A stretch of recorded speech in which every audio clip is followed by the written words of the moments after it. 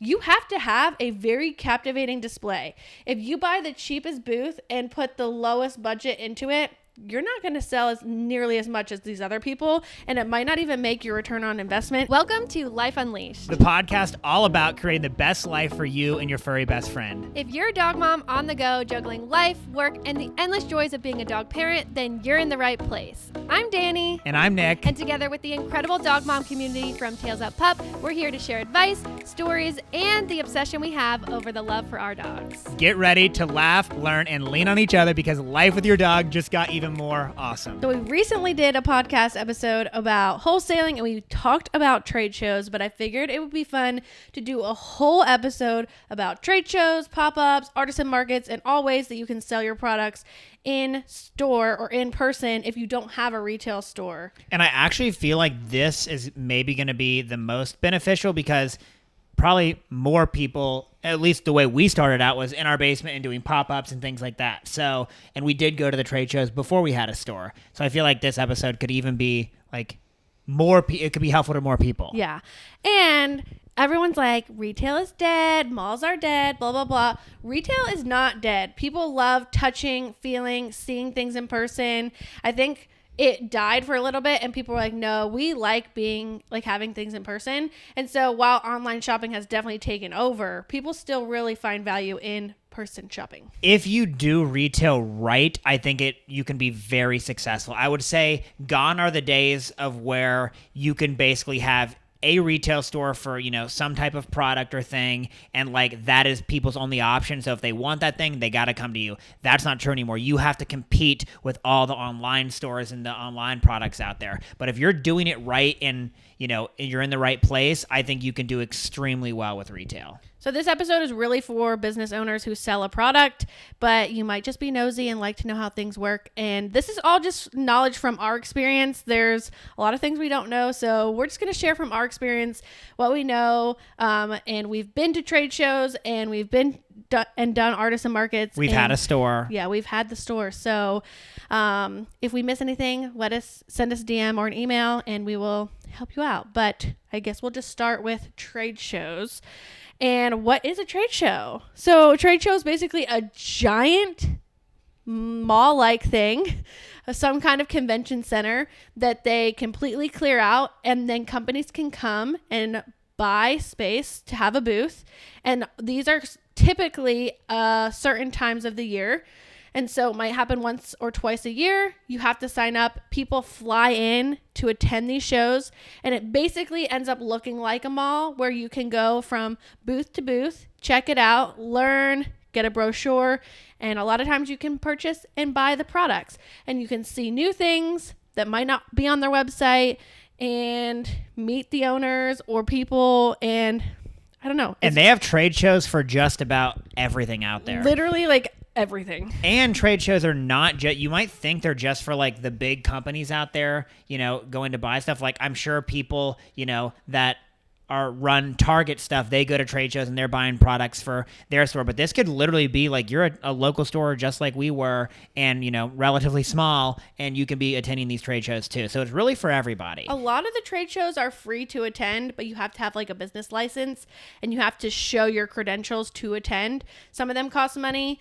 But if it does cost money, it's usually like not more than $100 to attend. I'm pretty sure that's as a buyer. As a buyer, yeah. So it definitely can be expensive as a seller. If you are wanting to set up a booth, here is my little hot take. It is very expensive, and from us attending these shows and shopping around, you have to have a very captivating display. If you buy the cheapest booth and put the lowest budget into it, you're not going to sell as nearly as much as these other people, and it might not even make your return on investment if you get like a backside end cap thing and you don't have all the bells and whistles. People are not going to come to you. And also, if you don't have the personality, if you are not a good salesman or woman, or you just don't have what it takes to like captivate those people, they're going to keep walking. And so like, I know for me in that episode of wholesaling, Nick was like, what if we didn't, we missed our mark? Yeah, I said, what if we, like, a big opportunity was for us to be a wholesaler at these booth, like a Okay, seller. not only would we have to invest in the space itself, we would have to invest in some really cool decor, and we would have to hire someone.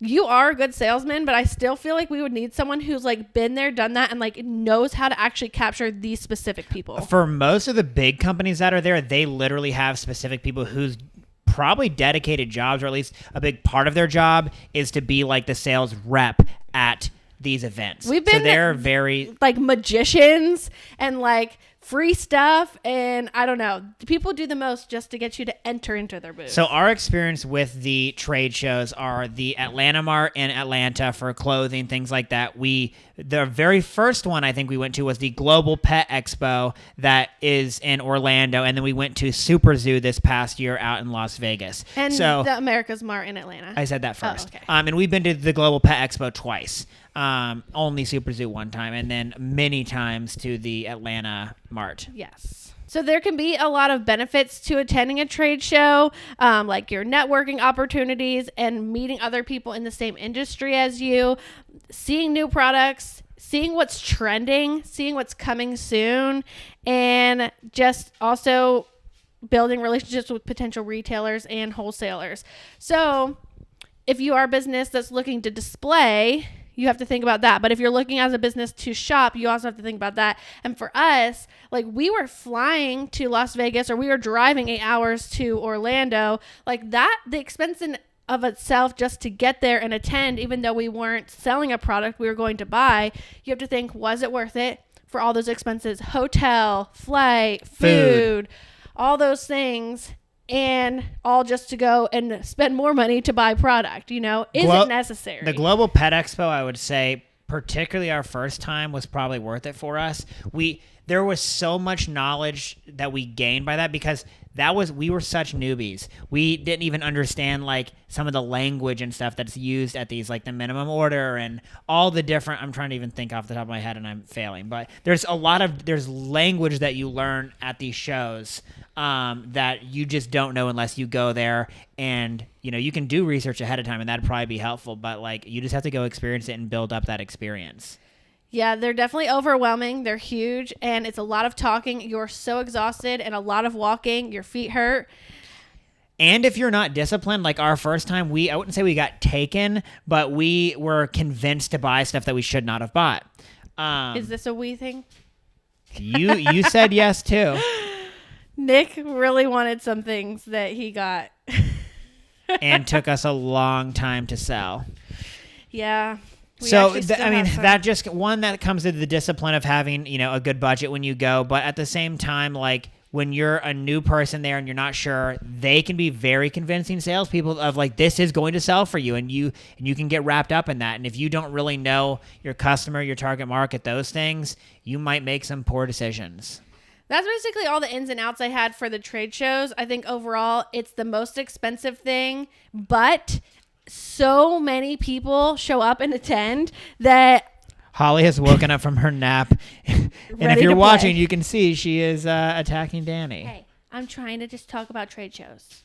It is the most expensive thing, and we don't have tangible evidence of our own to say if you were to invest in the booth to sell things, if it is worth it or not. We don't know how much people make their return on investment, especially as a small handmade business. I don't know.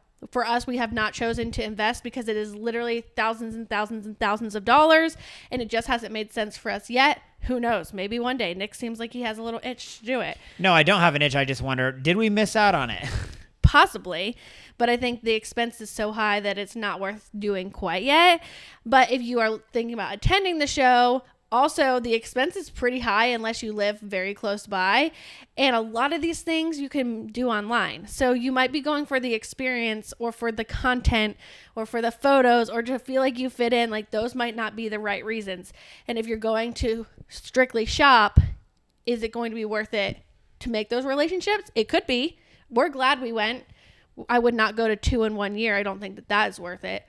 But I would go again. But you can also buy a lot of this stuff online. And I think a lot of times once you go that first time and you really build the relationships, we didn't feel like we had to go every year either. Yeah. Sometimes it's like, I want to go back and see what else is out there. It's been a year or two. And if you own like a larger, more comprehensive store, you really might feel like you need to go every year because there's going to be a lot of brand new products that you're like, my store needs to have the latest and greatest new things that are trendy. Maybe then you do need to be going because you can see it all right there. Whereas like online, even if you had these relationships with, there could be a brand new company that's going to be a big thing that you needed to have in your store. Yeah. And so for us, we were shopping for a pretty limited thing, like group of stuff, like toys, treats, that type of thing. If we were shopping for like all things pets and we were a big full-on pet store, we probably would be going every year. Yeah. The next thing is more attainable for almost everyone, and that is artisan markets. An artisan market is most of the time paired with a farmer's market. So, your local town shuts down some streets and these vendors come and set up and you can walk and buy some fruits, vegetables, and like jewelry and stuff like that. And a lot of times these are done too, like as like standalone events. Like we have like the Taste of Marietta and they'll have vendors. We'll have, those are like function. Yeah, function. But you can do, a lot of times there's artisan things at these functions. Correct. But a lot of towns have them like every week with their farmers market as well. Right. And so this is something Tales of Pup did in the very beginning, like very early on, I would say. Very early on. And we were very glad we did it. And the only reason we stopped doing it was because we only had so much time in the day and we were able to make more bang for our buck by selling our things online than going to set up in person. But I would do it again. And we've actually talked about doing it again. It's so fun. But I will go in order. What is an artisan market? So it's where vendors set up. You walk around and you can have a booth. And a lot of times this is like local businesses. And like ours even made it a point that you had to be like handmade stuff. Something handmade, yeah. Yeah. I don't know if they've been a little bit more lenient because I have seen clothing there more recently. But when we did it, it was like your products have to be handmade and you have to be local. And they were picky about if you were selected to be there or not. Typically, artisan markets are going to be a lot cheaper booth fee. So you can make your money back. So ours was $40 each week. So you paid $40 to have your space, and that's pretty cheap. Some places are free. Some places I've seen like $10. Some are probably more. If we were to go to these bigger functioning events, like the Taste of Marietta, Nick was talking about, it'd probably be like $100 or something. But still pretty cheap for making your return on investment. How many things do you have to sell just to break even? At $40, not many.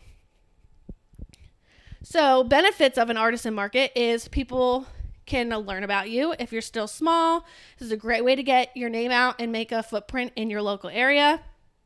It's a way for people to touch and feel your product in person if you don't have a retail store. And you can get people's like first impressions on your product.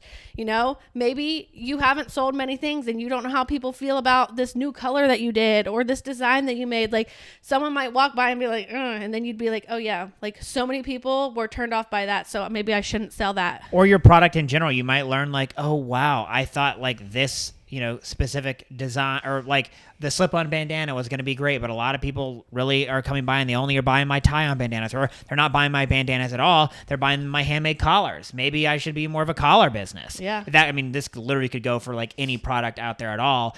When you're talking to people physically, like face to face, you get so much more feedback so quickly a lot of times, and that can just be so helpful for you.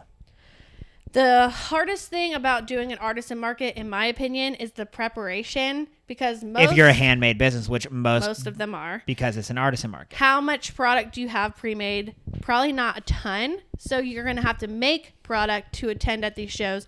So you're having to invest in your time and money of these products before you ever make it back. And that can be really hard as a small business. That was the main reason that we actually stopped going to them. One, we wanted to kind of have our Saturdays back. But two, it was so much time and effort to make, the 70 to 100 bandanas that we'd need to have, like of all the sizes and things at the artisan market. And when we're really busy during the week, we wouldn't literally have time to do that. And so our market was 9 to 2, and you had to get there by 7? Yeah, we to got start there around setting 7. up, and then you have to break it all down and load the car and unload the car. It was really 7 to 3, basically, is what it ended up being for us. By the time we were honestly, maybe even a little earlier, because we were getting there at 7. Yeah. So you're up, well before that, loading everything, and it was a long day. And the summer months are the most popular because that's when people like to go shop at the farmer's market and walk around the town, and it's hot.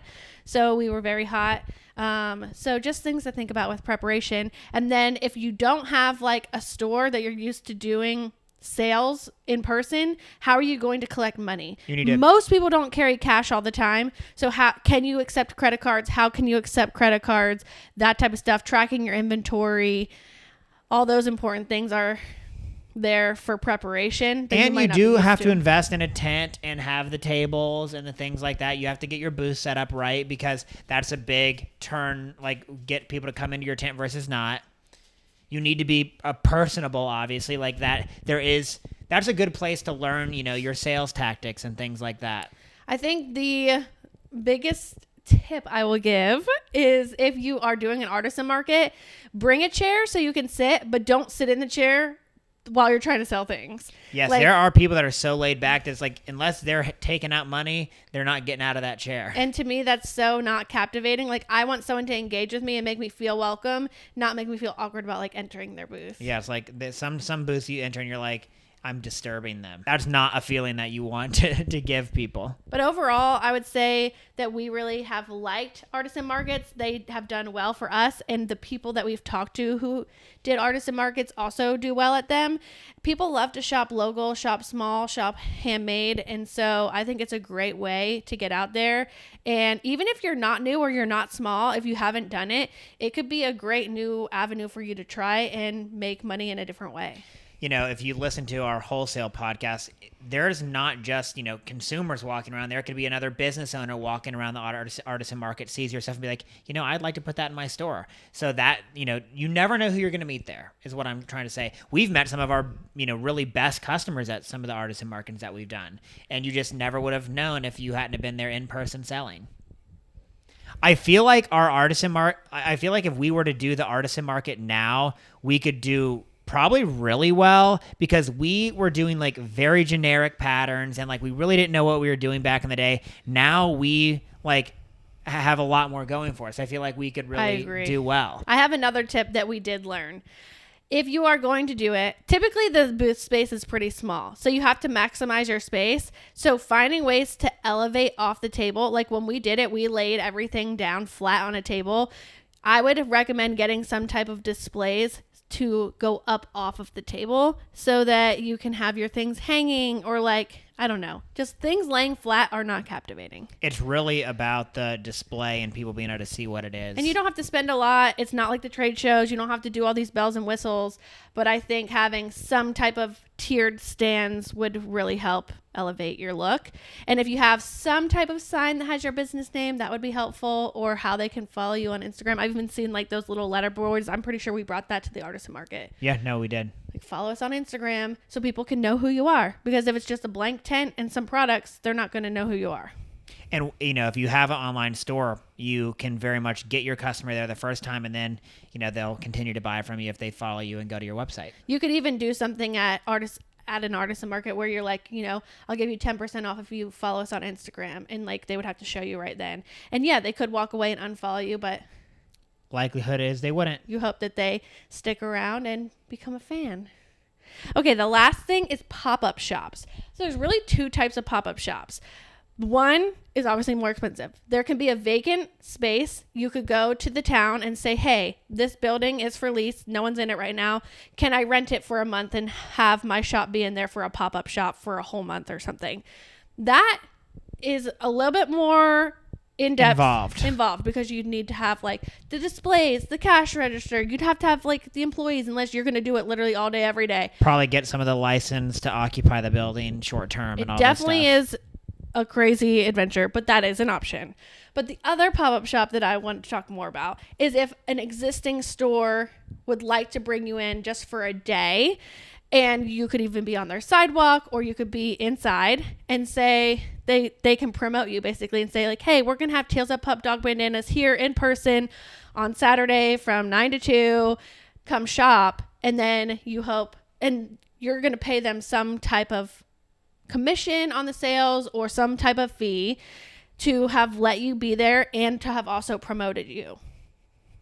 And we have done that. I feel like we've done at least 2 of those. I know we did one at that coffee shop. Yeah. I wouldn't really call the things we did pop-ups, but I guess they were. But this is something that I'm really interested in doing more of now. I think that it would be really cool if we could like bring an embroidery machine and do like embroidery on the spot for like, I don't know, either bandanas or like a basic kind of t-shirt that wouldn't go too long. Or even for the kids stuff, Simply Sweet Pea would be really fun. Oh, yeah, that would be cool. I mean, because the kid stuff embroiders faster in general because it's smaller.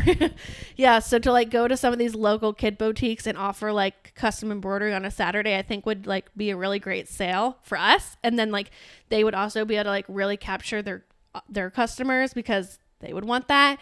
So, and if you're in a store like that, you're inside. You're not having to be out and about.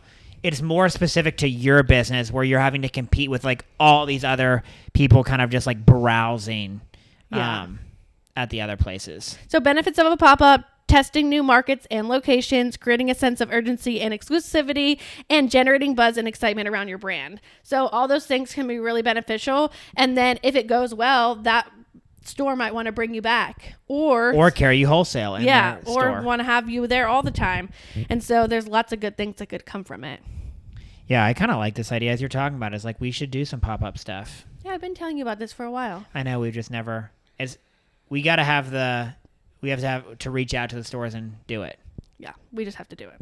I would say that to be successful in the pop-ups, you have to come up with like a marketing strategy and figure out like how are you going to promote, like do you have a footprint in this area, and like are you going to be able to bring customers, or are you expecting that store to bring all the customers, and how are you guys going to tell people, and what are you offering? And then figure out also the commission structure. Are you just going to pay them a flat fee for letting you be there?